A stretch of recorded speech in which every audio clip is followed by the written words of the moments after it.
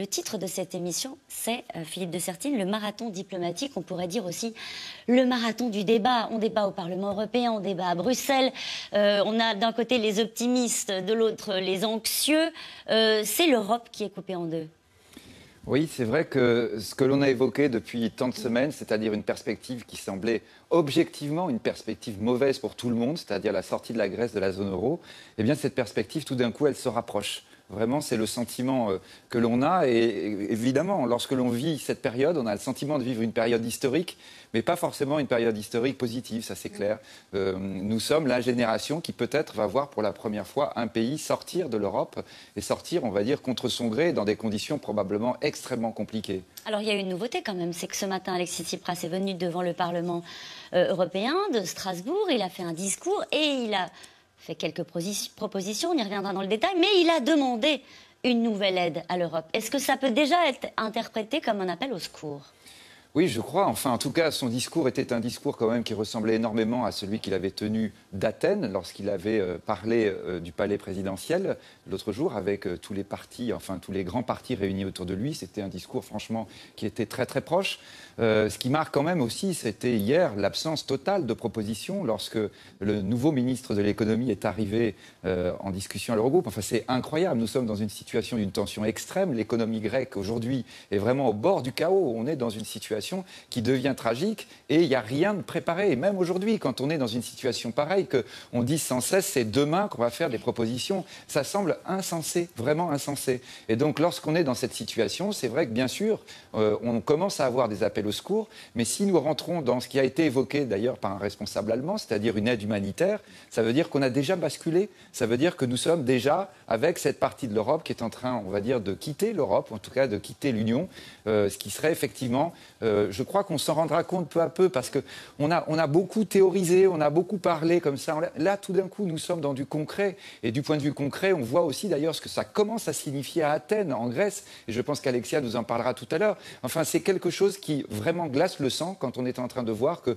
tout ce qu'on exposait en théorie est en train de se passer pour de vrai. Et que là... on est peut-être dans une situation qui devient irréversible. Et ce n'est pas la première émission qu'on fait ensemble sur la Grèce, et pour vous, c'est réellement le scénario du pire qui est en train de se mettre en place. Alexia Kefalas, comment est-ce que c'est reçu ce mot que vient d'utiliser Philippe de Sertine, utilisé notamment par des responsables allemands, d'aide humanitaire pour la Grèce? Est-ce que c'est de cela qu'il s'agit ? Alors, attention, le mot aide humanitaire a été prononcé dès le départ par Alexis Tsipras qui parlait de crise humanitaire en Grèce parce que justement il y a une paupérisation brutale de la société qui en moins de 5 ans finalement s'est retrouvée avec un tiers de sa population qui n'a pas d'assurance, qui est en dessous du seuil de pauvreté et qui brisait tous les records européens de chômage notamment, et notamment surtout chez les jeunes avec plus de 50% de la population jeune qui était au chômage. Donc pour Alexis Tsipras, c'était, toute proportion gardée sans doute, mais d'une crise humanitaire. D'où peut-être la logique de cette aide humanitaire. Ce qui est sûr, c'est que sur la table des négociations, oui, effectivement, il y a peu de propositions de la part du gouvernement grec. Peut-être que certains considèrent que c'est une mauvaise volonté, mais d'un autre côté, est-ce qu'il n'y a pas une question technique de ce côté-là? Est-ce qu'à force de parler technique, à force d'avoir une feuille en mettant très bien, alors on va couper les retraites, on va couper les salaires, et tout le temps les mêmes recettes, on n'arrive pas à une impasse en Europe de manière générale? Parce qu'on a vu que ces 5 dernières années, la méthode appliquée à la Grèce, des coupes sur les salaires, sur les retraites, une litanie de taxes. Est-ce qu'au final, on a bien vu que la dette aussi avait flambé. Alexis Tsipras l'a rappelé ce matin, elle est passée de 120 à 180% du PIB, donc ça n'a servi à rien. Et est-ce que la question, c'est vraiment sur la table des négociations, on a ces recettes à chaque fois qui sont les mêmes pour faire des économies budgétaires, est-ce que c'est ça qui marche ou est-ce que finalement on n'a pas la mauvaise recette, les mauvaises méthodes de négociation? Alexis Tsipras n'est pas en mesure de faire de nouvelles propositions, il est déjà en train de concocter des propositions pour demain où il remet sur la table près de 8 milliards d'euros d'économies budgétaires, mais est-ce qu'il pourra les faire passer à une population qui lui a dit à 61% non à l'austérité dimanche dernier? Donc c'est encore très récent. C'est un peu tout cela qu'il faut mettre dans la balance et ça ne concerne pas que la Grèce. La France aussi a des économies budgétaires à faire. Ça va être tout aussi difficile à passer en France, en Espagne, en Portugal ou autre parce que l'économie, la conjoncture actuelle fait qu'on se dirige vers ça. Donc le débat à l'heure actuelle, est-ce que c'est vraiment sur les propositions d'Alexis Tsipras ou est-ce qu'il ne s'agit pas de sauver la Grèce même avec ses démons? C'est intéressant le débat que pose Alexia Kefalas sur, au fond, ce qu'essaie de jouer Alexis Tsipras, c'est une remise en cause aussi du fonctionnement habituel de l'Europe, où on arrive avec quelques propositions que de toute façon on n'applique jamais vraiment, pour négocier encore une année, monsieur le bourreau. Alors, habituel, je ne sais pas si c'est habituel dans l'Europe, mais en tout cas dans le contexte de la crise grecque, oui, effectivement. On aurait envie de dire aujourd'hui, épargnez-nous cette étape supplémentaire, épargnez-nous ce bis repetita. C'est plus supportable pour les Grecs, ce n'est plus supportable pour les négociateurs européens. On a besoin de passer à autre chose. Et ce qui me frappe, moi, aujourd'hui, c'est que les choses se sont encore une fois accélérées, mais on a l'impression de vivre dans des temps différents à Bruxelles, en Grèce, en France. On se rend compte, par exemple, qu'en France, on lance un débat au Parlement sur la Grèce. Ce qu'ont fait les Allemands il y a 2-3 ans. Ce qu'ont fait d'autres pays il y a bien longtemps. Donc on se réveille à une réalité qui est objective pour des millions et des centaines de millions d'Européens, mais qui commence à nous intéresser, nous, Français, en tant que citoyens. En même temps, on est à la table des négociations, on fait comme si la logique de programme était la seule logique possible, et on se dit, voilà, on va encore chipoter sur les chiffres, on va plus être à 3,5% d'excédent primaire, mais on sera peut-être à 2%, et les Allemands seront contents. Donc on a l'impression de jouer un jeu de rôle comme ça, où à la table des négociations, on a cette logique très myope de programme, et puis après, on a l'impression qu'il y en a quand même certains qui ont la capacité à prendre du champ, à se dire, oulala, attention, on arrête. On n'est plus dans le passé, on n'essaie pas de rejouer le film en inventant des contrefactuels, on n'essaie pas de gratter des chiffres qui n'ont pas de sens, on va voir ce qui se passe pour l'union monétaire dans le futur. Qui est dans ce rôle-là ? Les Italiens. Les Italiens, on les entend très peu sur la scène européenne, mais ils ont une logique de pensée sur le futur de l'union monétaire qui est très imaginative, très courageuse. Ils mettent sur la table des propositions qu'on a pu, nous, Français, mettre sur la table à certaines époques, quand les choses n'étaient pas si critiques, de type une capacité budgétaire européenne, on ne va pas prononcer de gros mots, pas de rebonds, mais des choses qui sont très courageuses, qui sont... c'est une façon de mutualiser la dette, ça, non, c'est une façon de dire, indépendamment de ce qui se passe sur la Grèce, indépendamment des décisions qui seront prises dimanche, on a un agenda, nous, pays membres de la zone euro, grands pays membres de la zone euro, pour faire ce pas d'intégration supplémentaire dont on a besoin pour la pérennité de la zone euro, malgré ce qui s'est passé, malgré ce qui se sera passé avec la Grèce. Et il faut noter que cette approche-là, elle permet aussi rétrospectivement de gérer la situation grecque avec les mains beaucoup plus libres. On peut parler de crise humanitaire ou d'aide humanitaire, mais on peut parler aussi d'instruments dont on ne peut pas parler aujourd'hui, de type facilité de la balance des paiements, financer, on y reviendra peut-être, mais financer la Grèce autrement que par le biais de programmes purement budgétaires, donc arriver à des nouvelles solutions, à une vision qui soit porteuse pour le futur de la... Vous êtes d'accord avec ça, Jean-Dominique Giuliani? Il faut sortir du schéma habituel du sommet européen où on a le grec qui vient avec sa proposition qui est retoquée ou qui est acceptée? Oui, je crois que c'est la vérité et que c'est le bon sens. Le problème, c'est qu'il y a une spécificité grecque. C'est valable pour des Italiens, des Espagnols en difficulté, des Lettons qui ont prouvé quand même qu'ils avaient un État qui fonctionnait. Avec la Grèce, je suis beaucoup plus sceptique parce que on aurait pu éviter d'en arriver là à cette multiplication de sommets. Après tout, ce n'est pas M. Tsipras le responsable de la situation d'endettement de la Grèce. Ce sont les gouvernements de gauche et de droite jusqu'en 2012. Son prédécesseur immédiat avait fait déjà des efforts, mais politiquement, les promesses faites par M. Tsipras l'ont emporté, et à mon avis, il est maintenant face à ses promesses et à son programme, ce qui complique sa tâche. C'est pour ça que je reste un peu pessimiste. Il pourrait très bien dire, écoutez, je ne suis pas responsable de ce qui s'est passé. Il pourrait aussi s'abstenir de dire que l'Europe est responsable, parce qu'elle a quand même fourni plus de 300 milliards d'euros, 240 de prêts, plus toutes les aides concrètes. J'ai fait, par exemple, les calculs. Les Grecs ont accès à l'eau potable dans certaines régions grâce à l'Europe, pas grâce à la Grèce et grâce à personne. Donc, le problème, c'est, est-il en capacité politique aujourd'hui de surmonter ce qu'il a lui-même déclenché avec ce référendum, avec les élections plus le référendum, c'est-à-dire un immense espoir de sortir de la boîte, alors que la responsabilité, elle est d'abord grecque, avant d'être européenne. Ce qui est compliqué, c'est que tout ça prend du temps. Le marathon diplomatique, c'est loin, un marathon, c'est un peu plus de 42 km. Il y a des opinions au bout. Il y a évidemment le peuple grec qui subit cette crise de plein fouet, mais il y a les opinions en Europe. À un moment donné, ce sentiment que Alexis Tsipras joue un peu avec les nerfs des partenaires européens, est-ce que c'est pas prendre le risque à un moment donné de radicaliser les positions? Oui, bien sûr, et c'est très dangereux d'ailleurs, c'est ce qu'on lui reproche. Donc il faut que ça s'arrête. Parmi les dirigeants européens. Non, si vous voulez, ce matin, la séance du Parlement européen était tout à fait caractéristique, accueillie par l'extrême gauche et l'extrême droite, et huée par les autres. Il avait changé de ton, il avait fait des efforts, avec quelques erreurs dans le propos, mais enfin, il a fait des efforts. Pour dire, parce qu'il est dos au mur et il voit bien que la situation dimanche peut basculer dans ce que on décrivait tout à l'heure, c'est-à-dire l'horreur. C'est un peu tard. C'est ça le problème. Et en tout cas, ce qu'il a fait, c'est important ce que vous dites. Le crime qu'il a commis à mon égard, n'est-ce pas, c'est de vouloir sortir de la boîte, d'insulter les uns et les autres et de dresser les peuples les uns contre les autres. Ça, je l'ai vécu, je peux vous le dire, de manière très émotionnelle en regardant la séance du Parlement européen. Je n'ai jamais vu autant de haine, autant de passion, etc. L'Europe, c'est le contraire de ça. Même quand on n'est pas d'accord, on se met autour de la table, on essaie de discuter. Ça, il a voulu, en bon gauchiste de rupture qu'il est, faire le malin avec ça.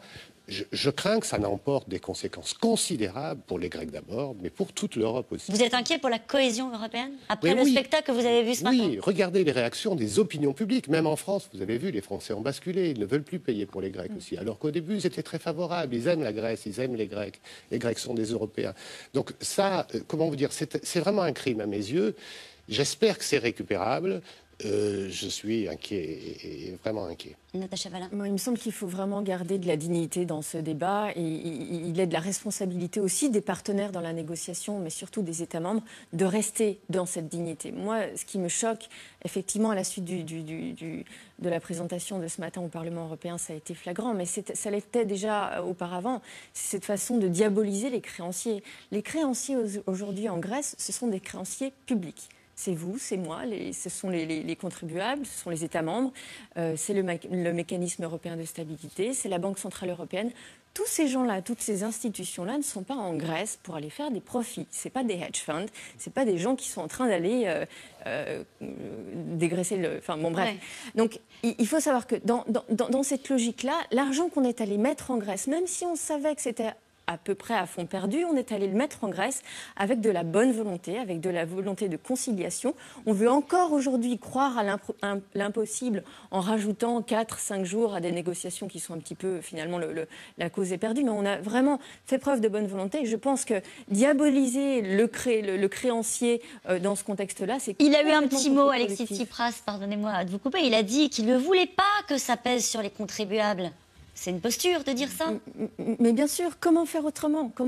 Ça a pesé sur le secteur privé de façon massive lors du premier haircut de la dette grecque détenue par les assureurs, les banquiers, etc. Aujourd'hui, c'est nous qui détenons la dette grecque. C'est envers nous que la Grèce doit de l'argent. Donc, effectivement, d'une façon ou d'une autre, à partir du moment où tout le monde est d'accord, et aujourd'hui, tout le monde est d'accord pour dire que le stock de dettes héritées du passé est trop élevé, il faudra d'une façon ou d'une autre le réduire. Donc ça, ce sera mécaniquement payé par le contribuable. Alors ça ne va pas être payé, on ne va pas vous dire du jour au lendemain, voilà, on rajoute, il y a une taxe Grèce qu'il faudra payer, mais effectivement, dans nos comptes maastrichtiens, on a, la France, plusieurs dizaines de milliards au titre des garanties que le FSF a... Mais ça, il le sait, Alexis Tsipras. Bien sûr. Bien sûr. Donc vous pensez que c'est un jeu de dupes et c'est un jeu de provoque qu'il joue en ce moment? C'est de la provoque, c'est quoi? C'est de la politique? Je pense que c'est de la politique. Je pense, et là, vraiment, il faudrait qu'on sorte de la politique intérieure, les Grecs, les Français, les Allemands, tout le monde, pour essayer de régler cette affaire. Franchement, c'est ce qu'on pourrait faire de mieux. Parce qu'on sent bien qu'il y a un jeu pour qui va porter la responsabilité de la catastrophe. Personne ne veut porter la responsabilité. Et imaginez qu'il y a un accord. Lui-même va faire une politique pendant 3 ou 4 ans qui est contraire à tout ce qu'il a promis. Donc normalement, il y laisse sa carrière. Donc je comprends qu'il n'ait pas très envie. Donc on peut le soupçonner aussi de jouer un double jeu. Ce qui est très frappant, je trouve, dans ce qu'on évoque là, c'est qu'en réalité, maintenant, tout le monde s'est mis dans une logique de court terme. Et lui aussi, dans sa négociation, d'ailleurs, et c'est là peut-être le problème, depuis son élection, au fond, on n'est absolument à aucun moment arrivé sur la question comment on va régler le problème à long terme. Parce que là, même à la limite, si nous trouvons, on va dire, une solution dimanche, ça va être une solution qui, quoi qu'il en soit, sera totalement provisoire. Il est évident que l'économie grecque, là, aujourd'hui, elle est totalement bloquée, elle est à l'arrêt, même probablement au-delà de ce que l'on imagine. On aura un reportage qui le montrera dans le détail. Donc on est aujourd'hui dans une situation où tout le monde pense court terme et où on n'a ni de vision de long terme d'où on vient, ce qui est tellement capital pour comprendre la problématique, ni de vision de long terme de la Grèce. Et là, pour le coup, Alexis avait raison tout à l'heure, ni de l'Europe. Où veut aller l'Europe? Quel est notre projet commun? On est en train de voir tout cela se déliter sous nos yeux. Et je crois vraiment là que, pour le coup, on fait beaucoup d'allusions à la culture grecque. Oui, là, c'est une vraie tragédie qui se noue. C'est une vraie tragédie, mais nous en sommes les acteurs, nous n'en sommes pas les spectateurs. C'est une tragédie et c'est aussi un débat qui est en cours. Cet après-midi, c'est la classe politique française qui s'est emparée du sujet grec. Un débat au Parlement. Le Premier ministre a choisi la gravité, la dramatisation avec un message extrêmement clair. La France refuse que la Grèce sorte de la zone euro. Plus tôt dans la matinée, on l'a dit au Parlement de Strasbourg, c'est Alexis Tsipras lui-même qui avait lancé le débat en présentant des premières pistes de réforme et une nouvelle demande d'aide. Yacine Méli. Au moment de passer la porte du Parlement européen, celui qui fait trembler l'Union était très attendu. Ce matin à Strasbourg, entre applaudissements et huées, Alexis Tsipras est venu s'adresser aux représentants élus des peuples européens.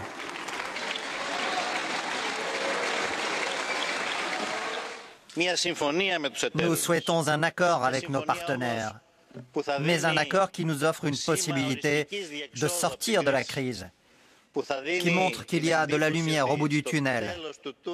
Un accord qui comporte des réformes nécessaires, personne ne le conteste, mais le fardeau devra être supporté par ceux qui peuvent le supporter. Et pendant que Tsipras tente de convaincre l'Europe, à Paris, la crise grecque s'invite dans un autre hémicycle, celui de l'Assemblée nationale. Sur la situation de la Grèce et les enjeux européens en application de l'article. Cet après-midi, les députés étaient invités à participer à un débat sans vote pour faire un point sur la situation à Athènes. Au sein de la majorité, pas de clivage sur le sujet. Le PS est unanime. La Grèce doit rester dans la zone euro. Accepter désormais donc, non sans renoncement, une sortie de la Grèce de la zone euro, c'est être en contradiction totale avec les choix que la France a pu faire, avec les orientations, mais aussi avec nos valeurs. Ce serait un aveu d'impuissance au nom de ce qu'est la France. Je m'y refuse. La gauche veut éviter les querelles, au moins sur l'essentiel. Seules quelques voix aimeraient que le cas grec remette à plat l'ensemble du système européen. Les Grecs ont été soumis à une violence inouïe. Vous savez, il n'y avait plus d'argent qui circulait. Il n'y a toujours pas d'argent qui circule. Les magasins se sont progressivement vidés. Et en dépit de tout cela, eh bien, ils ont voté non. Ce qui oblige l'Europe, l'Eurogroupe en tout cas, l'Eurogroupe à partir de lundi, discuter sur d'autres bases. À droite, beaucoup plus de divisions entre pro et anti-Grexit. Il faut aider la Grèce à sortir de la zone euro, vous allez jusque-là? Si c'est son souhait, bien sûr, si elle refuse les disciplines et les règles de la zone euro, oui. Je pense qu'elle est attachée à sa présence dans l'Union européenne et je souhaite fortement qu'elle y reste. Mais il y a des pays qui ne sont pas dans la zone euro, qui sont dans l'Union européenne. Donc si on arrive à trouver des solutions pour qu'elle reste dans la zone euro, ok, mais pour reprendre votre question initiale, pas à n'importe quel prix. Qui peut savoir aujourd'hui ce que seront les conséquences à court terme ou à moyen terme d'une sortie de la Grèce alors que tout le système a été conçu pour qu'on ne puisse pas sortir? On a infligé à la Grèce une politique monétaire, celle de l'euro, pendant des années, qui l'a étouffée. On lui a infligé des plans d'austérité qui étaient les plus mauvaises réponses qu'on pouvait imaginer, en essayant d'appliquer à tout prix ces règles automatiques, ces disciplines, comme disent certains, qui en réalité n'ont fait qu'aggraver le mal. Tout le monde a sa part de responsabilité. Pour l'heure, pas de réaction du côté du camp Sarkozy. Le chef de file des Républicains ne devrait s'exprimer que ce soir. Au sommet de l'État, François Hollande, lui, est en plein numéro d'équilibriste. Entre fermeté et solidarité, le président de la République pourrait bien profiter de la crise grecque pour réunifier sa majorité. Est-ce qu'un accord est encore possible? Je réponds oui. La décision, elle devra être prise. La France travaillera jusqu'à samedi, voire jusqu'à dimanche, pour que cette décision soit conforme à nos intérêts. Nos intérêts d'Européens, nos intérêts économiques, financiers, nos intérêts politiques aussi, notre conception de l'Europe. Et donc la France ne ménagera pas sa peine jusqu'au bout pour chercher un accord. Après, c'est la responsabilité. Responsabilité des Grecs, je l'ai dit, responsabilité des pays de la zone euro. Mais la France aura tout fait pour que cette conception que ceux qui ont créé la zone euro, ceux qui l'ont consolidée ensuite, ceux qui ont voulu cette Europe, puissent prévaloir. François Hollande, comme le reste de l'Europe, attend maintenant du concret pour reprendre les négociations avec la Grèce. Il devrait être fixé dans les prochaines heures. Alexis Tsipras a promis de présenter une liste de réformes d'ici demain. Alors ce reportage a suscité beaucoup de réactions et on va faire un tour de table. Mais d'abord cette question, face à l'arrogance grecque, la fermeté allemande n'est-elle pas plus efficace que le compromis à la française? Natacha Valla. Bien sûr, au moins il y a une constance, il y a une clarté, une lisibilité de la position allemande sur la question depuis le début des négociations. La position française, elle a été inexistante pendant longtemps, jusque la semaine dernière, plus ou moins. À partir du moment où on a commencé à parler d'un référendum en Grèce, vous avez sans doute remarqué, ça a fleuri. Tout le monde s'est mis à commenter la Grèce, on a eu des opinions dans un sens, dans l'autre. Ça s'est très bien inséré dans un jeu, une dialectique domestique, mais ça n'avait pas tellement de sens européen. Et moi, j'aimerais pas qu'en France, on prenne cette occasion de la crise grecque pour se cacher derrière une sorte d'ostracisation des créanciers, je veux être l'homme du compromis, etc., ou le pays du compromis, pour cacher finalement ce que j'interprète moi comme un euroscepticisme français profond, qui s'ignore ou qui se cache et qui n'arrive pas à faire son coming out. Donc je pense que la France, de haut en bas, a besoin de faire une psychanalyse collective et de mettre sur la table du débat européen si oui ou non elle est prête à intégrer l'union monétaire de façon à ce que celle-ci devienne pérenne. C'est ça la vraie question. Alors pour ça, il faut un psychanalyste. Comment il s'appelle le psychanalyste? C'est François Hollande. Il nous aide. Alors le psychanalyste, en général, c'est une tierce personne. Oui, bon, il est trop partie prenante dans ce débat-là pour psychanalyser le pays. Mais la position de François Hollande, telle qu'elle s'exprime là, qui veut rester au centre du jeu, un petit peu du côté des Allemands sur la crédibilité budgétaire et les règles européennes, et en même temps avec une main tendue vis-à-vis des Grecs. Est-ce que c'est lisible, Philippe de Sertine? Est-ce que c'est tenable? Mais je crois que la France, depuis longtemps, est dans une situation extrêmement ambiguë, et pas simplement par rapport à la Grèce, par rapport à l'Europe. Pourquoi? Parce que là, nous avons effectivement deux clés de lecture de la position française. C'est d'abord, évidemment, la question de politique interne, et parfois on a le sentiment que le président de la République est toujours et avant tout le chef de la majorité, qui gère notamment son extrême gauche, mais qui gère aussi d'une certaine façon le Front National, qui n'arrête pas de proclamer, on va dire, sa proximité avec Alexis Tsipras. Et puis d'autre part, la France a un énorme problème, parce que qui respecte les règles en Europe? Est-ce que la France peut se considérer comme respectant les règles quand elle est en train sans cesse de faire exactement ce que fait la Grèce, c'est-à-dire d'annoncer des objectifs qu'elle ne réalise pas? Je suis bien placé pour l'évoquer, on les contrôle nous-mêmes, sur des engagements du point de vue de son budget, et que sans cesse la parole politique de la France en Europe a été discréditée ces dernières années, alors pas uniquement par ce gouvernement, mais sans cesse en expliquant qu'on va avoir des objectifs. Et ça, c'est capital. La France est normalement le pays leader avec l'Allemagne, un pays leader par définition. Il doit avoir, on va dire, par rapport aux règles, une logique qui est une logique forte. La France est en logique faible, et on a le sentiment sans cesse que, un, elle gère ses problèmes politiques internes, et que, deux, elle gère aussi sa propre fragilité lorsqu'elle est en train de défendre la Grèce. Oui, mais là, on est dans un moment, sans utiliser les grands mots, on est dans un moment d'histoire, quand Absolument. même. Et du coup, ça pose un problème, cette position-là. Quand vous entendez Jean-Dominique Giuliani, le Premier ministre, avec fermeté, cet après-midi, à l'Assemblée, dire « Je refuse, la France refuse que la Grèce sorte de la zone euro », c'est quoi? C'est de la politique? Ce sont des convictions? Il a les moyens de cette phrase-là? Ni l'un ni l'autre. Ce sont des mantras religieux, des souhaits, et comment dirais-je, ça ne correspond pas à la vérité. Ou alors il faut dire comment. Comment la France va refuser? Qu'est-ce qu'elle propose? Le président, c'est la même chose, a dit hier, la Grèce doit rester dans la zone euro. Le Parti socialiste a refait son unité disant, nous sommes tous d'accord, elle doit rester dans la zone euro. Comment? On augmente les impôts, on fait un prêt des contribuables français à la Grèce, ça a même été évoqué hier soir. Donc si vous voulez, tout cela, ça contribue à la au discrédit de la parole politique. C'est pour ça que je disais qu'il faut sortir de la politique intérieure absolument pour régler un problème d'État. Et vraiment, il faut que les gens se mettent à la hauteur. Quand on dit quelque chose, il faut en avoir les moyens. Alors, Alexia Kefalas, est-ce que les Grecs comptent sur la détermination une nouvelle fois affichée du Premier ministre cet après-midi au Parlement français, comptent sur la détermination de la France et sur l'aide de la France, j'allais dire, en lui accordant du crédit?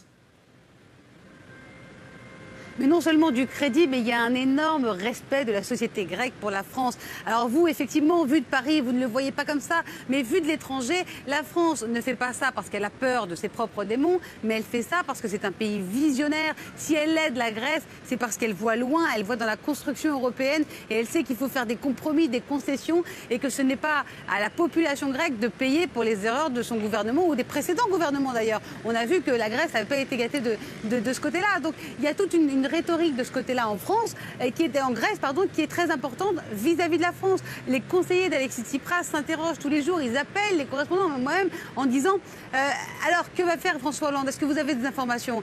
Bien entendu, personne ne sait véritablement, mais ils s'attendent à ce que François Hollande puisse diriger le groupe des pays du Sud, notamment de l'Europe, et imposer en France, en tout cas en Europe et dans l'axe franco-allemand, imposer une nouvelle rhétorique de développement, de relance de l'économie, qui ne passerait pas forcément par des cures d'austérité en continu.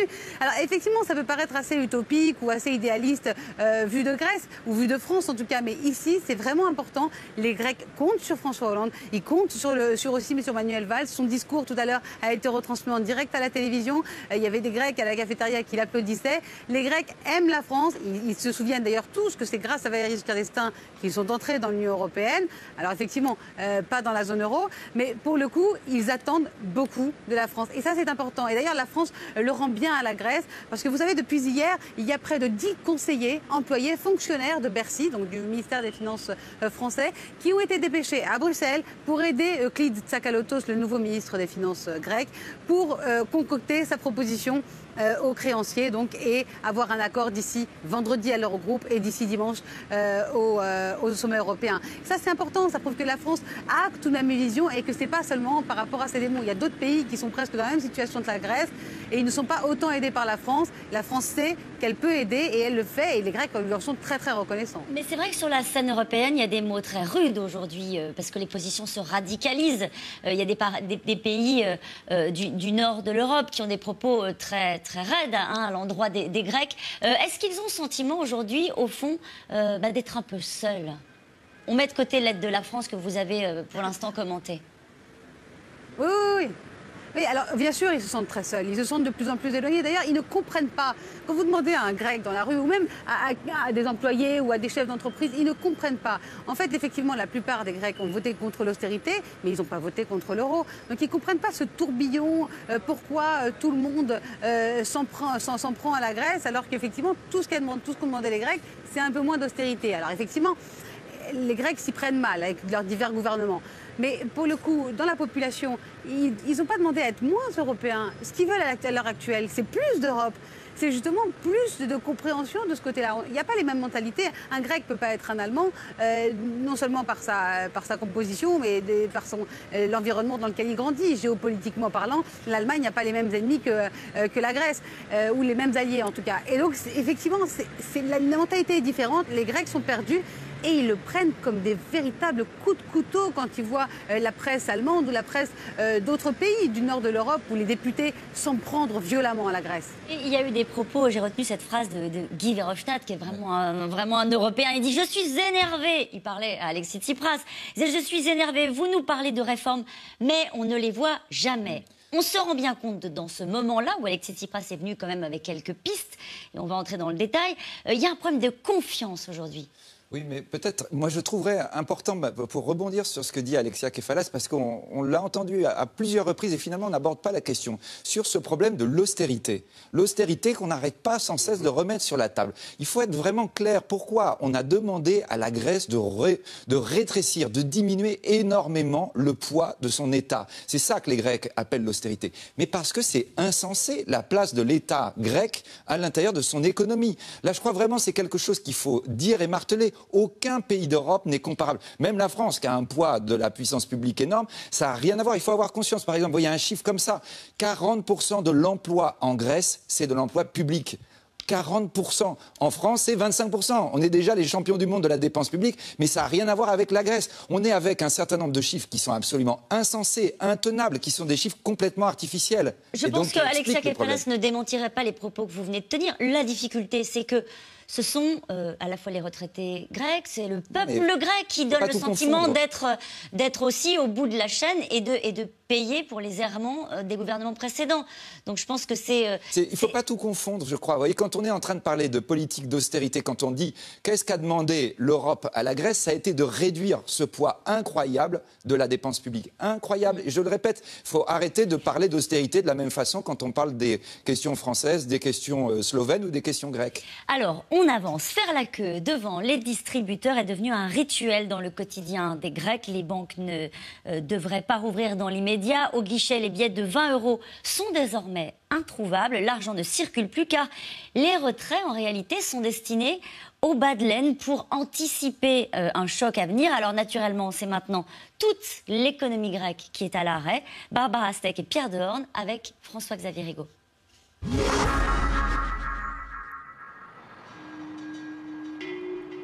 Depuis 10 jours maintenant, les banques grecques restent porte close. Une situation qui devrait durer au minimum jusqu'à mardi prochain. Objectif du gouvernement d'Alexis Tsipras, éviter un effondrement du système financier. J'espère que les banques ouvriront au moins un petit moment. Là, c'est vraiment difficile. Il faut qu'on trouve un accord le plus vite possible pour que les banques puissent rouvrir. En attendant un éventuel accord avec l'Europe, Athènes a mis en place un contrôle des capitaux. Les retraits sont limités à 60 € par jour. Alors tous les matins, c'est le même rituel. On se presse au distributeur de billets. Le billet de 50 €. C'est tout ce qu'on peut retirer maintenant. Oui. Pourquoi? Parce qu'il n'y a pas de billets de 20 € dans leur banque. Il n'y a pas de 20 €. La crainte d'un effondrement du système bancaire pousse les Grecs à mettre de côté le peu d'argent liquide retiré quotidiennement. Je viens tous les jours à la banque. Tous les jours, je mets de l'argent de côté parce que je ne sais pas comment la situation va évoluer. Il y a des gens qui retirent l'argent parce qu'il y a les journaux qui disent qu'après-demain, il n'y aura plus d'argent.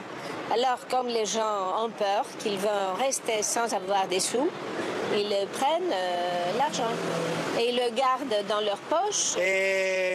Tout l'argent passe dans la nourriture, on ne peut rien se payer d'autre. Je ne peux pas payer les cours particuliers de mon fils. Les Grecs doivent donc faire des choix. Ils n'achètent désormais que le strict nécessaire. Conséquence, les commerçants voient leur chiffre d'affaires fondre de jour en jour. Il y a une baisse énorme de la consommation. Notre chiffre d'affaires a chuté de 80%. Avec la limitation de retrait à 60 € par jour, les gens utilisent cet argent pour leurs besoins essentiels et pas pour acheter nos produits. Si ça continue, ça va être catastrophique. Avec certains fournisseurs grecs, on arrive encore à fonctionner par virement, mais plus personne ne paye en liquide et les quelques chèques que j'ai reçus sont inutilisables, tout simplement parce que les banques sont fermées. Dans un pays où l'économie est basée traditionnellement sur des échanges en liquide, ce contrôle des capitaux a de lourdes répercussions. Dans ce garage, faute de pouvoir payer les réparations, une quinzaine de clients ne sont pas venus chercher leur voiture. Là, il y a un problème électrique et il faut réparer le système de refroidissement. Il y en a pour 1000 €. Les clients ne peuvent plus désormais nous donner le peu d'argent liquide qui leur reste pour réparer leur voiture. Alors ils les laissent ici.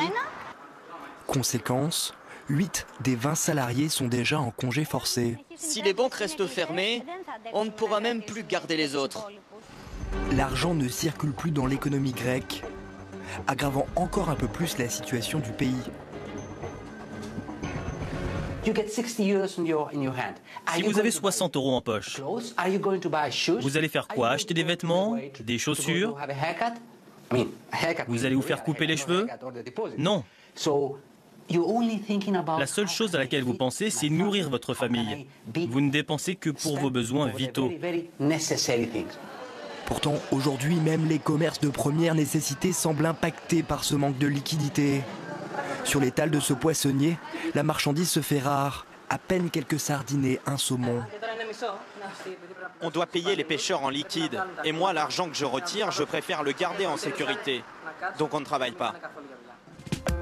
Selon certains observateurs, la limitation de retrait pourrait même être prochainement abaissée à 20 € par jour.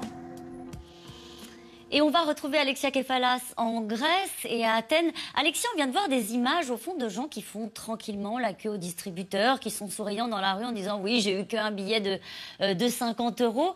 Est-ce que nous, vu d'ici, encore une fois, hein, on sent pas non plus de panique, on sent un pays, au fond, qui gère l'attente de savoir au fond comment tout ça va se terminer? C'est exactement ce qui se passe. Mais vous savez, Jean-Dominique Giuliani et Philippe le savent très très bien, connaissent la mentalité grecque et ils savent que si les salaires ont été augmentés entre problème de liaison, Alexia Kefalas. On vous reprendra dans 2 minutes quand la liaison sera rétablie. Elles étaient curieuses, non, Philippe de Sertine, ces images? C'est-à-dire qu'à la fois, on voit bien qu'il n'y a pas grand-chose dans les magasins, mais c'est une ambiance assez tranquille, c'est le calme avant la tempête. Oui, mais c'est un peu ça. D'ailleurs, on va dire le gouverneur de la Banque de France l'a évoqué ce matin sur une radio en France en disant « Attention, quand on va commencer à manquer de médicaments, quand on va commencer à manquer de produits de première nécessité, il le disait, on peut avoir le chaos. » C'est-à-dire que là, tout d'un coup... Oui, il a utilisé ce mot-là. Il a utilisé ce mot. Quand même, un gouverneur de la Banque centrale, c'est rare hein, qu'il utilise ce type de mot par rapport à une situation présente. Et je crois que, bien sûr, évidemment, là, quand on est... C'est vraiment le sentiment que nous avons depuis le début de ces événements. C'est-à-dire que ce qu'on disait tout à l'heure, on est en théorie, voilà ce qui risque de se passer. Puis tout d'un coup, ça apparaît. C'est-à-dire tout d'un coup, il n'y a plus d'argent dans les distributeurs de banques. Là, vous étiez dans la théorie en disant on abandonne l'euro, il va se passer. Tout d'un coup, il n'y a plus d'argent. C'est-à-dire on fait comment pour payer lorsque, par exemple, ce que disait la personne, ma voiture est en panne, je ne la récupère plus, j'ai plus de pièces.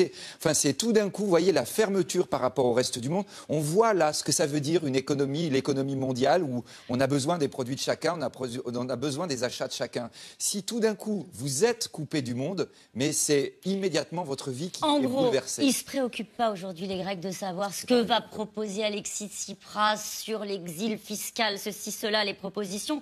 Ils veulent savoir s'ils auront encore de l'argent liquide dans les banques lundi matin. Mais ce qui est sûr, c'est qu'aujourd'hui, de toute façon, quoi qu'ils fassent, ils savent qu'ils auront leurs 60 € par jour. Donc, ils n'ont aucune raison d'aller se précipiter au guichet de la banque. La vraie question, c'est si un jour on dit...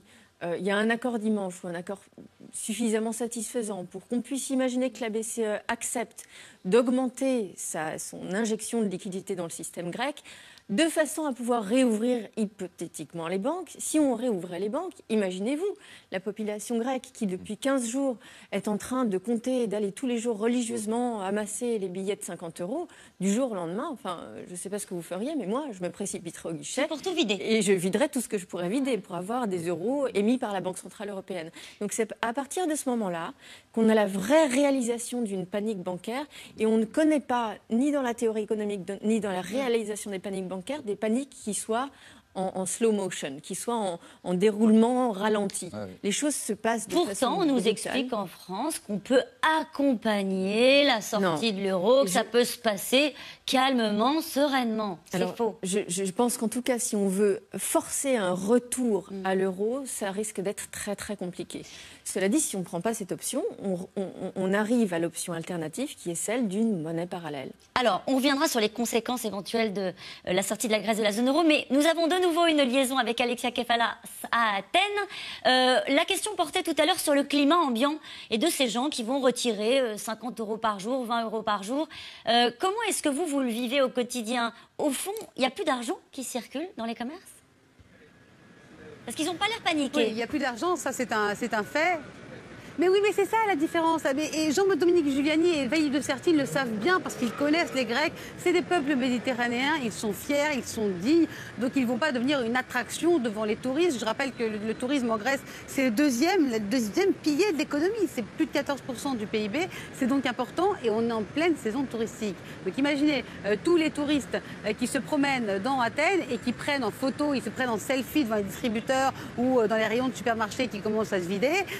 Forcément, justement, les Grecs ne veulent pas commencer à paniquer devant eux. Et donc, quand on se balade dans les rues d'Athènes, effectivement, on voit tous les jours d'énormes files aux distributeurs, mais pas de panique. Au contraire, les gens discutent, ils veulent rester dignes et ils ne veulent pas être non plus une attraction. Et ça, il faut le respecter. Ça fait partie aussi de toutes les populations européennes. Souvenez-vous, à Chypre, en 2013, 17 mars 2013, c'était un long week-end. Les banques ferment. Les Chypriotes, certes, avaient le droit à 300 € par jour à l'époque, mais elles ont mis 2 ans à ouvrir les banques chypriotes et on n'a pas vu de scène de panique de la population chypriote. Et d'autant que les Chypriotes ont vu tous leurs comptes coupés, amputés, ceux qui étaient à plus de 100 000 €, certes, mais tout de même.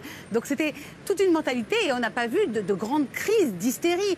Et c'est ça ce qui se passe en Grèce. Les Grecs ne sont absolument pas hystériques, ils sont calmes, ils sont persuadés, et c'est peut-être la mentalité encore une fois, mais ils sont persuadés qu'une solution sera trouvée, que l'euro passe une crise d'adolescence, comme l'a fait sans doute le dollar qui a déjà 100 ans. L'euro est une monnaie beaucoup plus jeune, c'est une crise d'adolescence et ça va passer, et qu'ils ne vont pas payer les erreurs de chacun, des gouvernements grecs comme de l'euro, comme de l'Europe, qui pendant 30 ans ont laissé cette gabegie budgétaire. D'ailleurs, je voulais revenir par rapport à ces cures d'austérité. Oui, il faut diminuer l'État, oui, c'est 40% de l'État, mais c'est parce que c'est en rapport avec l'histoire de la Grèce. Il n'y a rien d'autre en Grèce, il n'y a pas d'industrie. Il n'y a absolument rien, même l'huile d'olive n'est pas un produit d'appellation d'origine contrôlée. Donc quand ça passe comme ça et que l'économie ne vit que d'un côté sur les armateurs et de l'autre côté sur le tourisme, qui sont donc les 2 premiers piliers de l'économie, forcément il n'y a pas grand-chose. Les Grecs ne peuvent pas vendre leurs tomates. Donc c'est difficile, ils importent tout, les pommes de terre du Canada, l'ail de Chine. Donc c'est tout un cercle vicieux qui se fait. Donc forcément, il fait toujours bien dans des familles de rentrer dans la fonction publique, même si c'est pour gagner 800 € par mois. Alors, parmi les propositions d'Alexis Tsipras, il y a eu le retour des exilés fiscaux. Ça, il faut le prendre au sérieux, cette proposition-là? Ça fait rentrer de l'argent dans les caisses? Non, c'est une petite nouveauté, mais parce qu'on s'étonnait que depuis 5 mois, il ne l'ait pas fait, alors qu'il l'avait annoncé, et puis étant plutôt de la gauche radicale, on s'attendait à cela.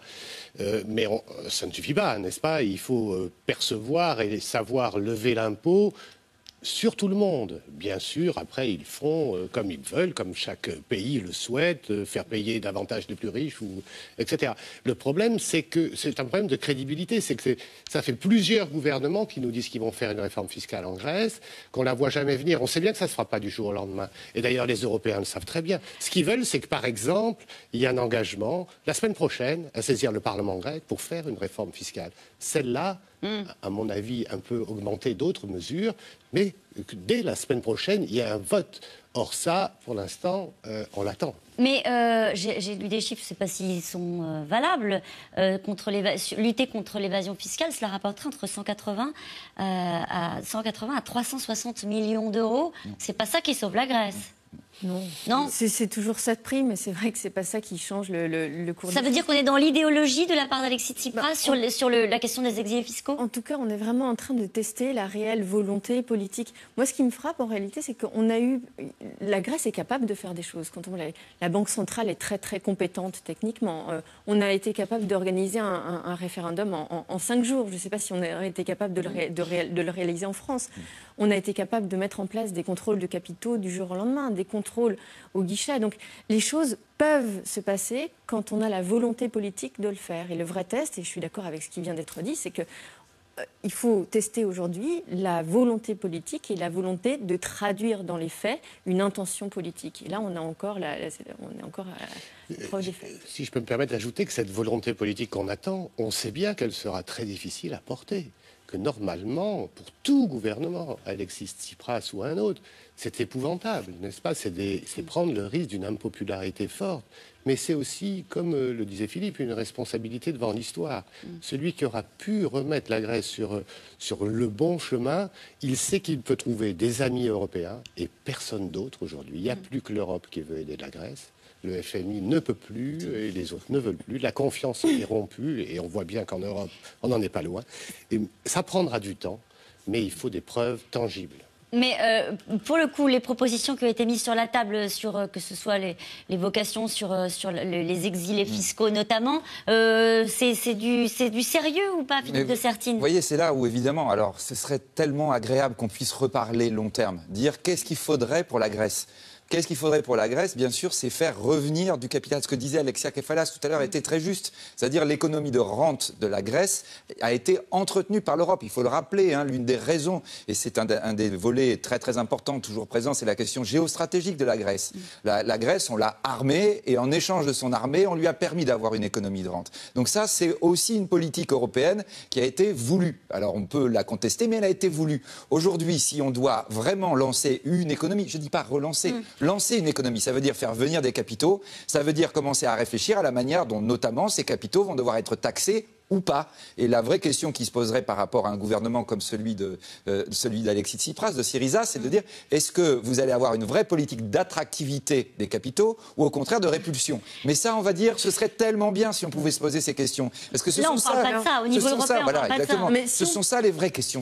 Moi, j'aimerais bien poursuivre cette piste qui paraît aujourd'hui idéaliste, mais qui devrait être le cœur du sujet. Ça s'inscrirait tellement bien dans l'agenda du plan Juncker, des grands flux d'investissement. Je vous écoute. Pardonnez-moi, je vous écoute attentivement et plus on avance dans l'émission, plus j'ai l'impression qu'on a un Alexis Tsipras qui fait un numéro teinté à la fois d'idéologie et de conviction, hein, voilà. Et de l'autre côté, un discours très raisonnable que vous portez ici même, qui ne sont absolument pas compatibles. Oui, vous êtes d'accord avec ça? C'est la raison pour laquelle vous nous voyez très pessimiste. C'est pas parce qu'on n'aime pas les Grecs, au contraire. C'est pas parce qu'on n'aime pas M. Tsipras. Pour nous, ça n'a aucun problème. C'est parce qu'on ne voit pas le début de quelque chose qui nous permettrait d'être optimistes. Et c'est pour ça qu'on est très grave. Et c'est vrai que la question de l'euro, on a du mal, ça fait vraiment mal au cœur d'en arriver à dire ça, mais si on n'avait pas la question de l'euro entre nous aujourd'hui et cet agenda d'investissement, ce vrai projet pour une économie construite, résiliente et en harmonie avec l'Union européenne, ce serait beaucoup plus facile. Mais je pense que là, sur ce point-là, il faut vraiment distinguer la question de l'Union européenne et la question de l'Union monétaire. Alors, il y a une phrase que je voudrais que vous commentiez. C'était tout à l'heure Manuel Valls qui disait qu'il craignait des répercussions sur l'économie mondiale. Après nous avoir dit qu'au fond, c'était pas si grave si la Grèce sortait de la zone euro. Quelle est la réalité, votre réalité à vous? D'ailleurs, M. Trichet l'a dit aussi ce matin, M. Obama l'a fait sentir, la Chine le dit, mais on va dire, nous, à l'intérieur de la France, on considère qu'on est totalement immunisé. C'est-à-dire, on considère que c'est un problème grec. Grosso modo, c'est une question, effectivement, qui regarde un peuple d'Europe, mais nous, on n'aura aucun problème. Aujourd'hui, la réalité, c'est que d'abord, personne ne sait pas ce qui va se passer. Personne n'a d'idée quelle va être la conséquence sur un élément absolument crucial dans l'économie qui s'appelle la confiance. Quel va être le degré de confiance du monde vis-à-vis de l'Europe? On doit se souvenir de ce qui s'est passé il y a encore 3 ans, quand les économistes, nous qu'on rencontre des économistes internationaux, américains, chinois, qui venaient à Paris en disant « alors l'Europe va disparaître ». Et donc là, on était obligé sans cesse de leur dire « mais non, enfin non, non, non, on est en train de tout faire ». Mais le jour où le doute s'incruste, mais là, quand vous êtes avec vraiment des actions réelles, le jour où le doute va s'insinuer dans les esprits, bien malin de savoir quelles seront les conséquences et de dire que nous serons totalement immunisés. Parce que nous dépendons de l'économie mondiale, nous dépendons des flux de l'économie mondiale, et tous ceux qui expliquent qu'aujourd'hui les marchés sont calmes parce que pour le moment il ne se passe rien. Le jour où réellement le processus de détricotage de l'Europe va commencer, alors là j'espère vraiment, vraiment avoir tort quand je suis en train de vous dire qu'on peut avoir des conséquences graves. Alors est-ce qu'il y aura des conséquences? Et en particulier il y a un pays qui s'inquiète, c'est l'Espagne. En Espagne, plus qu'ailleurs, on surveille la crise grecque car le pays a connu des heures difficiles. La population a encaissé 5 années de crise et d'efforts. Alors même si aujourd'hui les voyants de l'économie sont plutôt au vert, ici aussi le parti Podemos surfe sur le refus de l'austérité et gagne peu à peu du terrain. À l'heure de l'apéritif, le sujet anime les débats entre solidarité et exigence quand même vis-à-vis de la Grèce. Sarah Sisman, David Lemarchand avec Fabrice Hauss.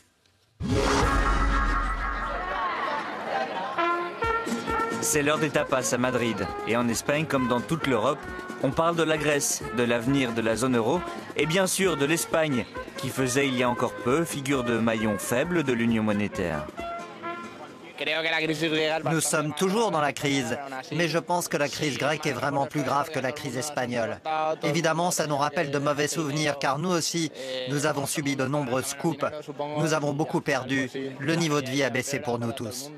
Je crois que les Grecs ont eu du courage. Je suis très contente qu'ils aient dit non. Moi, je n'en peux plus des coupes budgétaires, de toutes les privations que nous avons ici. Ce sont toujours les mêmes qui trinquent. C'est le moment de dire ça suffit. Je pense que la Grèce doit s'en aller. Je pense aussi que si la Grèce s'en va, c'est dangereux. L'Union européenne est une communauté économique. Si un pays la quitte, ce sera mauvais pour les autres, dont l'Espagne. On sera peut-être le suivant sur la liste. Le prochain sur la liste, c'est la crainte d'un pays qui sort à peine de 5 ans de récession, avec un chômage supérieur à 20 points et un système bancaire financé en 2012 par l'Europe à hauteur de 40 milliards d'euros. Bref, ces derniers temps, les gouvernants espagnols font ce qu'ils peuvent pour assurer les citoyens face à l'intransigeance de la Troïka. Nous avons maintenant une croissance qui va être au moins 3% à la fin de l'année, une réduction du chômage très importante, et une tendance aussi dans la consommation, dans les exportations, qui est très important. Je peux comprendre très bien les sentiments d'une partie de la population grecque, comme je comprends les sentiments d'une partie de la population espagnole qui ont souffert vraiment beaucoup à cause de la crise économique. Mais la solution à la crise économique, ce n'est pas de couper les liens avec les partenaires. Ne pas couper les liens avec l'Union. Pour le parti au pouvoir, ça se traduit par tout sauf Podemos, ce récent parti anti-austérité qui fait trembler le gouvernement de Mario Rajoy. Dans ses bureaux du centre-ville, ambiance studieuse, les stratèges de Podemos entendent prolonger ici le souffle du non grec. On la ressent un peu comme notre victoire aussi, on l'a senti comme ça parce que bon, c'est une manière très claire et nette à l'Europe, des peuples du Sud, de dire non à l'austérité, basta au chantage, à l'arnaque, à l'imposition népotique de la Troïka envers les pays du Sud, et surtout c'est une victoire de la démocratie. Si en Grèce on montre qu'il y a une autre manière de faire de la politique, on le montre à toute l'Europe. Malgré le retour timide de la croissance, Podemos a décroché les mairies de 6 grandes villes espagnoles dont Barcelone et Madrid. Et le parti affiche désormais son ambition, remporter dans 6 mois les législatives, faire chuter la droite au pouvoir, comme son allié Syriza en Grèce, c'était il y a moins d'1 an. Alors, il faut peut-être attendre la fin de l'histoire pour savoir si Podemos va bénéficier de ce qui est en train de se passer en Grèce. Cette question, que peut faire Bruxelles pour sauver la Grèce sans pour autant susciter des demandes de clémence sur les dettes par les autres pays? Natacha Valla. Déjà être beaucoup plus audible auprès des populations, directement auprès des populations, et pas forcément parler à travers les entités politiques nationales. Ça, je pense que ça a été un vrai défaut de gestion. Ça veut dire quoi, être audible auprès des populations? Ça veut dire être présent dans les pays. Il y a par exemple des représentations de la Commission européenne dans tous les pays. Je sais que la Commission est en train de renforcer d'ailleurs ces représentations pour dire ça vaut peut-être pas le coup de faire passer le message par Monsieur X ou Monsieur Y, on va essayer d'y aller directement. Donc ça, pour que les population s'approprie la question européenne. Ce serait bien, par exemple, de voir les populations européennes se dire, bon, il y a eu un référendum en Grèce, pourquoi nous, on n'a pas eu notre mot à dire sur le référendum en Grèce? Parce qu'en réalité, on est tous liés par la monnaie unique, mais pas seulement. Donc je pense qu'un des enjeux pour la Commission, c'est vraiment de mobiliser directement et de passer outre ces niveaux intermédiaires qui ne font que brouiller finalement le message de consolidation des populations. Alors la question que pose ce téléspectateur ou cette téléspectatrice, c'est de dire...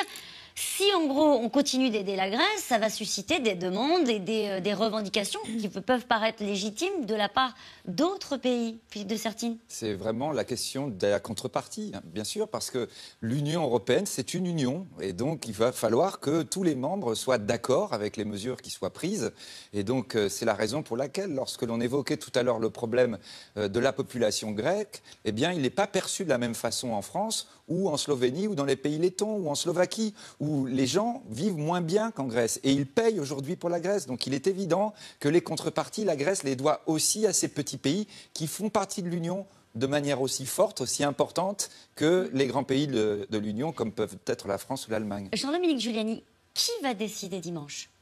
Comment ça se passe dimanche? On a bien vu que l'Europe allait couper en deux, qu'il y a des pays qui sont très remontés contre la Grèce. On a bien vu le jeu que joue la France, etc. On le commande depuis plusieurs jours. Comment ça se passe dimanche? C'est la position allemande qui est dominante, donc qui emporte le morceau? Non, pas du tout. Ça, c'est une vision tout à fait tronquée. En réalité, l'Allemagne ne peut pas décider seule. Elle peut peser sur les décisions, elle le fait. On voit bien aussi que le couple franco-allemand est important et que d'ailleurs, malgré le souhait de M. Hollande, parfois il ne peut pas aller trop loin parce qu'il veut une position commune avec l'Allemagne. Parce que c'est le cœur de la zone euro et les pays qui sont autour, immédiatement riverains, généralement pensent la même chose. Parce qu'au-delà des discours politiques, quand nos ministres ou nos chefs d'État sont à Bruxelles, entre eux, ils savent bien être beaucoup plus raisonnables que dans les discours de tribune. Et en tout cas, ils ne disent pas toujours la même chose, ce qui d'ailleurs pose un problème vis-à-vis de l'opinion publique, parce qu'on a l'impression qu'on discute entre technocrates. Pas du tout. Oui, c'est un peu l'impression que ça donne. Hein. C'est totalement démocratique, seulement on ne dit pas toujours tout, n'est-ce pas? On dit aux pêcheurs qui pêchent trop à Bruxelles, et puis en Bretagne, on leur dit qu'ils ne pêchent pas assez, etc., et que cette Europe est horrible. C'est pareil en l'occurrence. Donc, politiquement, si vous voulez, ça va se passer entre chefs d'État et de gouvernements légitimes. Certains devront en rendre compte devant leur Parlement. C'est le cas de Mme Merkel, avant et pendant la décision. Chez nous, on voit bien... Il y aura un vote en France, hein? Oui. A annoncé le Premier ministre. Ça me paraît légitime, mais ça n'exclut pas ce que disait Natacha à l'instant, c'est-à-dire que tout ça, c'est un filtre national. Et les gouvernements nationaux ont toujours refusé que les institutions européennes s'expriment directement à l'égard des citoyens. Et ça, c'est un petit manque démocratique qu'on doit à nos gouvernements. Alexia Kefalas, le titre de cette émission, je le répète, c'est le marathon diplomatique. Est-ce que, vu d'Athènes, on a le sentiment d'être arrivé au bout de l'histoire? Que l'épilogue de cette tragédie, c'est pour dimanche? C'est exactement le contraire. En fait, à Athènes, on a l'impression que ça ne fait que commencer. Et surtout, les péripéties ne font que commencer parce qu'ils savent qu'il y ait accord ou pas, ce sera difficile pour la population grecque. S'il y a un accord, il y aura des mesures d'austérité, il y aura des réformes drastiques à faire dans un laps de temps beaucoup plus réduit que ce qu'il faudrait pour des réformes structurelles. Ça prend du temps. Et là, le Premier ministre grec est dos au mur, donc il n'aura pas le choix que de les faire rapidement. Et s'il n'y a pas d'accord, alors là, effectivement, c'est la catastrophe, le saut dans l'inconnu. Mais ce qu'il faut préciser, c'est voir aussi de l'autre côté. Alors, on a vu que si jamais il y a un accord et que la Grèce est, entre guillemets, sauvée, à ce moment-là, d'autres pays européens demanderont aussi des délais. Mais qu'est-ce qui se passera si la Grèce est sortie de la zone euro? Si dimanche, ils décident que voilà, nous sommes dans l'impasse, la Grèce sort de la zone euro. Comment vont réagir les autres pays de la zone euro? Est-ce qu'ils vont être soulagés? Ça y est, on a enlevé la gangrène, on a dit aux patients qui avaient le cancer, t'as trop fumé, donc c'est de ta faute. Qu'est-ce qui va réellement se passer? Est-ce que ça va bénéficier aux autres pays ou au contraire, est-ce qu'on ne va pas entrer aussi avec le reste de la zone euro dans des péripéties absolument inconnues? C'est ça la véritable question. Et les Grecs savent et je pense que ça les gêne aussi, les Grecs, de ce côté-là, c'est qu'ils ont entraîné avec eux toute la zone euro. Et ce n'est pas ce qu'ils voulaient. Ce qu'ils voulaient, c'était véritablement arrêter cette austérité. Alors oui, effectivement, il faut des mesures budgétaires, mais pour eux, c'était de l'austérité. Ils sont passés de l'insouciance à l'incertitude, à l'appauvrissement, dans un laps de temps très, très limité. Et c'est ça, finalement, la question qui se pose. Oui, certes, il ne faut pas techniquement aider la Grèce, mais philosophiquement et surtout de manière constructive, il faut aider la Grèce. Parce qu'il n'y a pas d'autre solution à l'heure actuelle. Mais après, il faut prendre des mesures, c'est-à-dire mieux surveiller l'établissement du cadastre, de l'administration fiscale, le prélèvement de l'impôt, vous en parliez, mettre fin à ces 50 dynasties d'oligarques qui ont la main mise sur le pays et qui finalement font tout beaucoup plus que les politiques. Donc c'est vrai qu'il y a beaucoup de choses à réformer et ça ne pourra se faire qu'avec l'Europe. Sans l'Europe, la Grèce est foutue. Eh ben on va rester sur cette phrase-là. Sans l'Europe, la Grèce est foutue. Elle est si fragile que ça, l'Europe? Elle ne supporterait pas une sortie de la Grèce de la zone euro très vite? Sans l'Europe, la Grèce est foutue. C'est pas sans la Grèce, l'Europe est foutue. D'accord. Du tout. On est d'accord avec ça. Allez, nous allons passer maintenant aux questions SMS. À vos questions.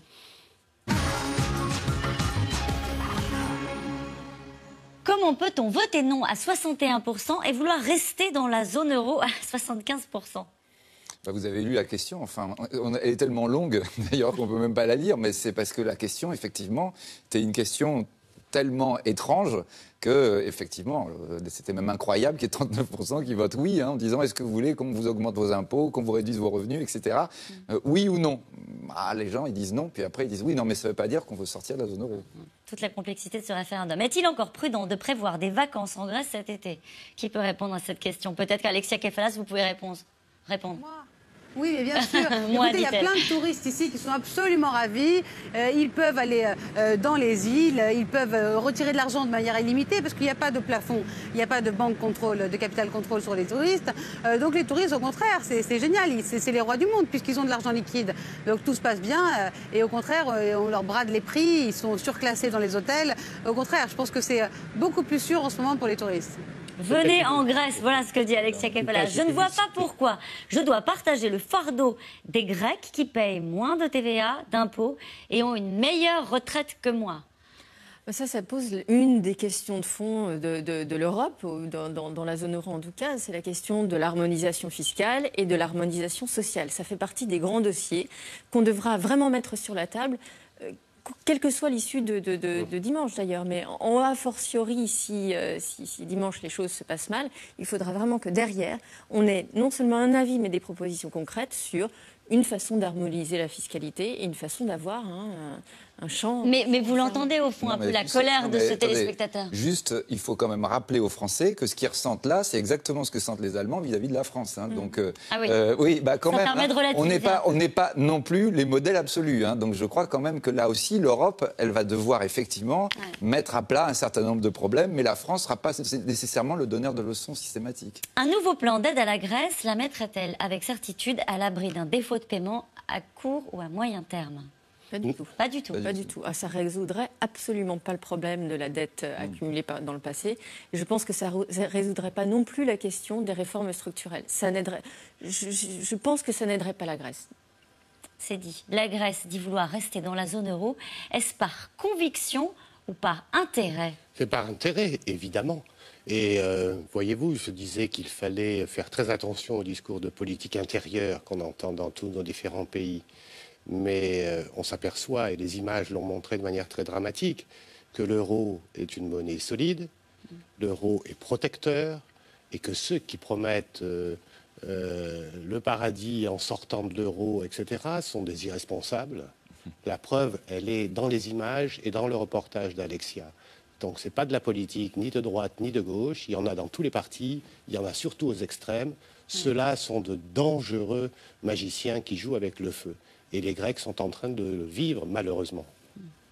Pourquoi avons-nous réussi à sauver les banques et n'arriverions-nous pas à sauver un pays? C'est pas sûr qu'on ait sauvé les banques grecques en l'occurrence. Je pense que c'est vraiment la question. Là, c'est l'évocation de la crise de 2008 où il y a eu une mobilisation de l'ensemble de la communauté européenne et des instances européennes pour sauver les institutions bancaires. Je dirais que sur les banques, il n'y a pas d'incertitude politique. Les banques, c'est des institutions, des firmes qui fonctionnent selon des règles économiques, qui sont contraintes par des régulations, des règles comptables. Si ça fonctionne, ça reste ouvert. Si ça ne fonctionne pas, eh bien on les ferme. C'est beaucoup plus complexe au niveau d'un État. Pour le budget aussi, d'ailleurs, on a souvent tendance à simplifier les choses et à dire c'est simple, l'État dépense plus qu'il ne reçoit, c'est comme ce qui se passe au sein d'un ménage. Non, en fait, c'est un petit peu plus complexe que ça. Non, mais c'est intéressant cette question parce que souvent elle est posée. Je crois que vraiment il y a deux aspects différents. Je crois que c'est important de dire effectivement si les Grecs disent qu'ils votent non, dans une banque on ne vote pas non. Donc ça c'est vraiment une différence entre un pays et une entreprise. Et après la question des banques, les banques c'est le cœur de notre système économique. C'est-à-dire on n'a pas eu le choix. Il fallait le sauver parce que le système économique était en train de s'effondrer littéralement. C'est le cœur, un infarctus. Donc il fallait sauver les banques, il faut les regarder après, les réguler et regarder comment on a pu avoir un certain nombre d'erreurs ou de fautes qui ont été commises. Ça, c'est ce qui a été fait relativement après. Mais on va dire, si vous voulez, c'est pas du tout antinomique d'avoir un sauvetage de l'un et de l'autre. Mais cela étant, après, je crois qu'effectivement, la question de dire est-ce qu'on lâche un peuple, notamment à l'intérieur de l'Europe, c'est vraiment une question philosophique, là, et cette question philosophique, chacun peut avoir sa réponse personnelle. Et on peut considérer aussi que le peuple, c'est le cœur battant de l'Europe. Bien sûr. Allez, et si le but caché de Tsipras était de faire exploser une Europe technocratique honnie par l'extrême gauche qu'il représente? Jean-Dominique Giuliani. Vous savez, je l'ai dit ici à plusieurs reprises, que je me pose la question. Et je n'ai pas la réponse. En tout cas, il n'y arrivera pas. ça c'est sûr. Vous êtes sûr de ça? Et que ceux qui paieront le plus cher, et d'abord, ce sont les Grecs. Si c'est son intention, je n'en sais rien, il ne faut pas faire de procès, d'intention, etc. Il n'empêche, je ne suis pas le seul à me poser la question. 5 mois de négociations laborieuses, ce que l'Union européenne a mis sur la table officiellement, c'est ce qu'on pouvait faire de plus généreux. On est encore prêt à faire davantage parce qu'au bout, il y a pratiquement 10 millions de personnes et c'est eux qui payent. Donc j'espère que la réponse à la question, c'est non. Et j'espère qu'il prend en compte, comme un homme d'État qu'il doit être, les intérêts de son peuple avant toute autre considération idéologique. Comment serait l'économie de la Grèce si elle n'était pas dans la zone euro? La question c'est de dire, si elle n'était pas rentrée dans la zone euro, donc là, incontestablement, elle serait beaucoup moins bien. Ce qu'on a dit tout à l'heure, il y a eu beaucoup de contreparties qui ont été données par l'Europe parce que la Grèce a un poids géopolitique. Je crois qu'il faut le dire, le répéter sans cesse. L'histoire de la Grèce, et d'ailleurs l'histoire du rapport entre la France et la Grèce, notamment, est d'abord une histoire géopolitique. C'est absolument crucial. Alors après, aujourd'hui, si elle sort de la zone euro par rapport à sa situation, c'est un désastre. C'est un désastre parce qu'elle dépend à 80% dans sa consommation du quotidien. Ce qu'on disait tout à l'heure, même le ministère des Affaires étrangères français l'a signalé ce midi aux touristes. Attention, on va avoir de la pénurie de médicaments. C'est-à-dire, on doit comprendre là, vraiment. On entend les extrêmes aussi dire, on va voir enfin si la Grèce sort de la zone euro, que ce pays pourra s'en sortir en dévaluant, etc. Oui, ça va être terrible. Oui. On le voit déjà. Ça va être terrible. C'est terrible comme démonstration. Malheureusement, s'il faut ça, vraiment, ce serait dramatique, comme on le disait. C'est un des arguments de Marine Le Pen. Oui, ce sera 10 millions de personnes qui vont devoir faire une contre-démonstration. C'est assez terrible. Qu'a dit Obama à Tsipras lors de leur entretien téléphonique? Est-ce que l'un d'entre vous sait ce qu'ils se sont dit? Ce qu'ils ont pu se dire? Écoutez, non, il faudrait regarder écouter les écoutes de la NSA pour le savoir. Mais quelqu'un le sait alors. Donc quelqu'un doit le savoir, de nombreuses personnes m'épanouissent. Mais quels sont les enjeux? Pourquoi est-ce qu'Obama semble comme ça au chevet de la Grèce et de la zone euro? Comme le dit Philippe, il a quelques intérêts géostratégiques. Il y a des bases de l'OTAN. N'oublions pas qu'il y a des bases de l'OTAN en Crète, que le Moyen-Orient est très instable et que c'est une région très difficile. Alors peut-être qu'Alexia Kefalas sait ce qu'ils se sont dit, Alexis Tsipras et Barack Obama. D'après plusieurs sources, Barack Obama lui aurait demandé de proposer plus de réformes aux Européens et de ne pas tout faire capoter. Pourquoi? Parce qu'en fait, Barack Obama est très malin. Il voit depuis l'arrivée au pouvoir d'Alexis Tsipras, lui-même, le Premier ministre grec ou encore ses ministres, ils ont été plus de 8 fois en Russie. Alors Alexis Tsipras, il n'y a été que 2 ou 3 fois, mais ses ministres, ils ont été à plusieurs reprises. Donc il y a un rapprochement qui se fait et forcément, ça déplaît aux États-Unis et c'est tout à fait normal. Alors restez avec nous, Alexia. Une question pour vous. Si aucune solution n'est trouvée face à une situation de pénurie, n'y a-t-il pas un risque d'émeute populaire en Grèce? Non, ça viendra beaucoup plus tard si ça doit venir. On n'est pas du tout dans le même cas que d'autres pays comme l'Argentine qui ont fait faillite. Ici, les Grecs sont quand même assez civilisés de ce côté-là. Et la pénurie de médicaments, elle n'est pas elle n'est pas seulement due à la pénurie de liquidités. En fait, il y a un problème des entrepôts pharmaceutiques. Comme les médicaments sont très peu chers en Grèce, les laboratoires fournissaient les entrepôts les pharmacies. Sauf que les entrepôts, comme c'était pas très cher, les revendaient en Allemagne ou à des pays du nord de l'Europe beaucoup plus cher et se faisait une marge, d'où la pénurie actuelle. Mais ce n'est pas que ça, il y a aussi effectivement le problème des laboratoires qui ne font plus confiance à la Grèce parce qu'ils ont peur d'une faillite du jour au lendemain. Donc tout n'est pas non plus si dramatique, il y a encore des médicaments en Grèce, c'est pas non plus... voilà. Merci, merci Alexia Kefalas. Une autre question. Le référendum grec n'autorise pas Tsipras à s'asseoir sur la volonté des 18 autres pays. C'est trop facile de jouer les victimes. Vous êtes d'accord avec ce commentaire ? Écoutez, un chef d'État et de gouvernement légitimement élu, qui est à la tête, il doit aussi prendre ses risques. On ne gouverne pas par le référendum. On ne fait pas changer les pays, on ne prépare pas l'avenir par les référendums. On fait des référendums quand il y a des problèmes de coupure de l'opinion, mais on prend ses responsabilités, on doit prendre ses risques. Une dernière question. N'est-ce pas le début de la fin de l'Europe après 30 années d'un modèle libéral qui ne fonctionne pas? Philippe de Sertine, très vite. Ça, c'est la grande inquiétude. Attention, effectivement, l'Europe est peut-être plus fragile que nous l'imaginons.